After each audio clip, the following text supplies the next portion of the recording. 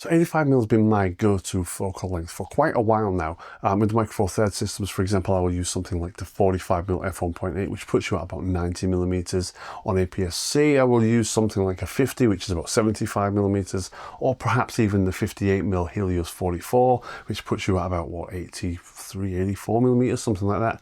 But that sort of range is where I find that I can get the images that I like. But there is something just very special about an actual 85mm f1.8 on a full frame camera.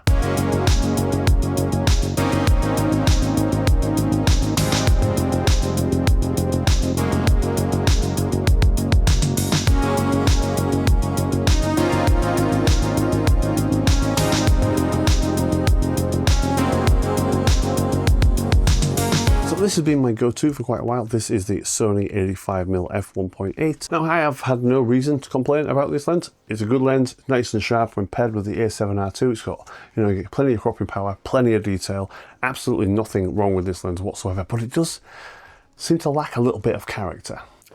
This, however, this is the Brightin Star 85mm f1.8, and comparable to the Sony in terms of size and weight.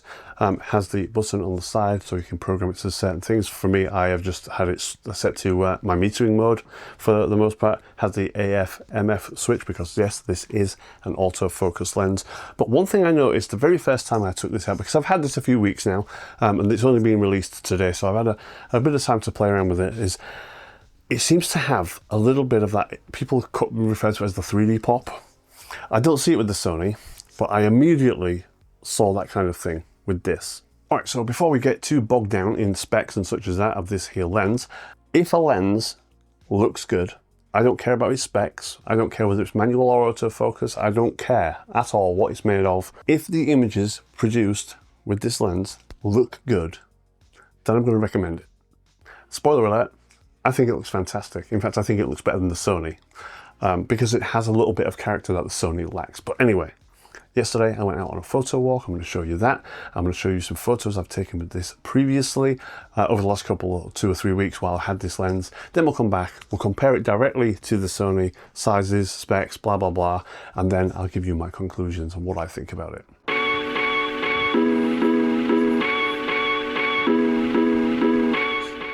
So today's video is all about a new lens, this brand new 85mm f1.8 autofocus lens from Brightin Star, and I've already used it and I can already say I really like it. But let's go get some more photographs and then we'll talk about it a bit more.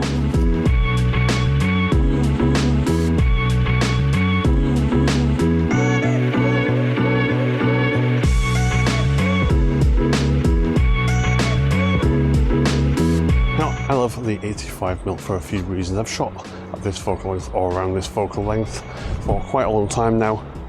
I used to often use something like a 50 on APS-C, which gives you about 75mm. I would often use the 45mm on Micro Four Thirds, which would give you about 90mm. But 85mm on a full frame, especially at 1.8, just offers a level of compression, a lack of perspective distortion over a 50mm, and all around I think it's just a really nice image.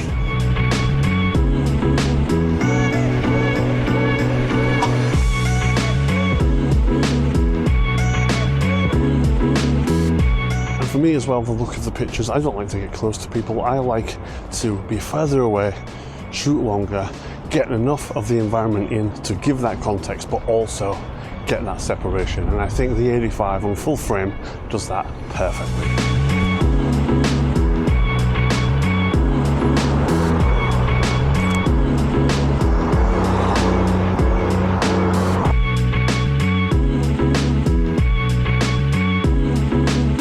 So last year in December, I had a photo shoot with Becky. I'll put some of the images on the screen. It was a great shoot. Becky was fantastic, and the images came out really well. And all of those were taken with an 85mm.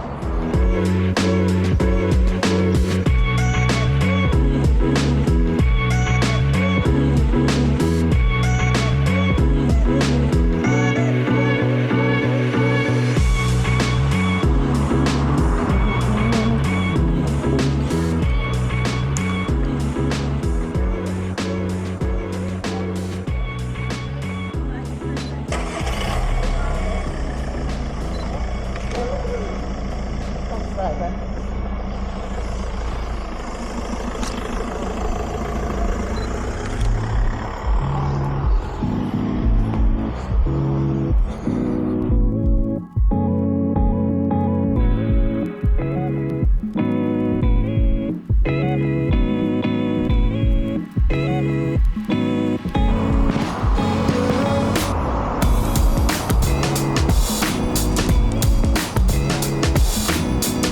I've been sort of generalising about the 85mm so far, but something specific about this 85mm that I noticed as soon as I started using it, even stopped down a little bit at f2.8, is that it does create some really nice separation, something I didn't notice with the Sony lens.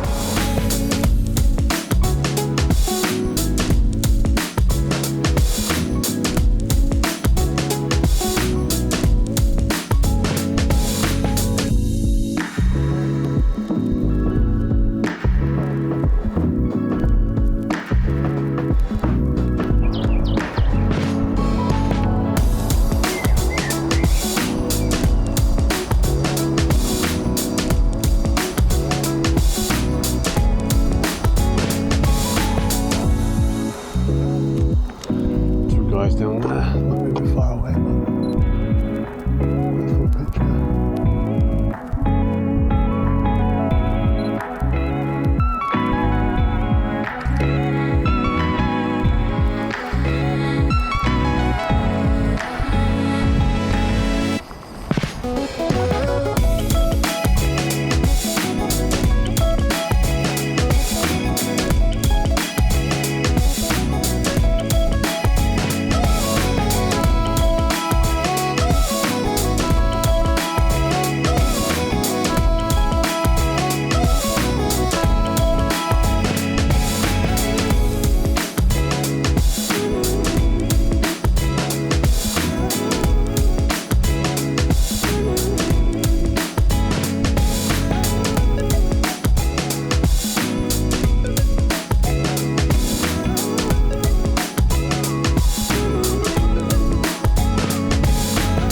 So that was a photo walk, those were the images. I'd love to know your thoughts in the comment, but before we get into the specs and all that sort of stuff, I want to just reiterate that I don't think the Sony f85 1.8 is a bad lens. It's absolutely not a bad lens.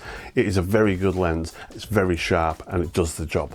But the Brightin Star also does the job and has some character, and at its release price of about $299, it's significantly cheaper than the Sony. Alright, so the Brightin Star 85mm f1.8 has an aperture range of f1.8 to f16 and a minimum focusing distance of 0.8 meters, or about 2.5 feet, something like that. Optical design is 10 elements in 7 groups, has a viewing angle of 28.5 degrees. Now the filter size on the front of this is 62mm, whereas the Sony is 67mm. And it does support, because it's an autofocusing lens, focus peaking and phase detect autofocus. It weighs in at approximately 500 grams and is currently available for Sony E mount and Nikon Z mount. If we have a look around the Brightin Star 85mm f1.8, it is very similar looking to the Sony, with one notable difference in that the Brightin Star has a declicked aperture ring, which makes this fantastic for using for video. If you want to use it manually, you can, or if you want to control the aperture via your camera, you simply put it into auto mode on the lens and dial everything in from the camera. If we look around the back of the lens, we see there is the electrical contacts for all of your autofocus and all that kind of business. There is also a USB-C port there for updating firmware and such as that. And there is actually a rubber gasket on the back of this lens. But in the literature that I have and in the things that I've looked at, it does indicate that this lens is not weather sealed. So for many people, price and weight are going to be two of the most significant factors beyond the way the images look. And in this case, the images look fantastic in my opinion. The weight is a big deal for a lot of people, especially if you're carrying a lot of gear. Every bit of weight saving counts. So the 500 gram Brightin Star versus the 370 gram Sony, that's a decision that you're going to have to make. Now price is also a massive, oh balls. My light just died.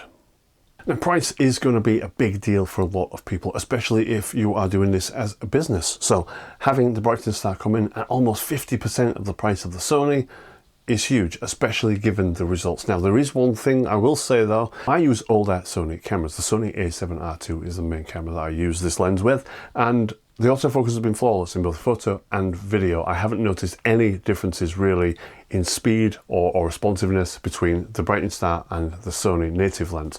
However, on the newer cameras with the newer autofocus systems, that might not be the case. So if you have one of these newer cameras and you're looking at this lens, definitely worth doing a little bit more research, seeing people use the Brightin Star on these newer cameras to make sure you're going to get the performance that you need. All right, so there we have it, the Brightin Star 85mm f1.8 for Sony E mount and Nikon Z mount. I like it a lot. In fact, I like it so much that the 85mm Sony has actually stayed home for the last 3 weeks whenever I've been out and I've needed an 85. Even for work, I used this for an interview about 2 weeks ago. It's been absolutely fantastic. So definitely worth looking at. There are links in the description below. A big thank you for Brightin Star for sending this lens out to me and sponsoring this video. Thank you all for watching, and I'll see you in the next one.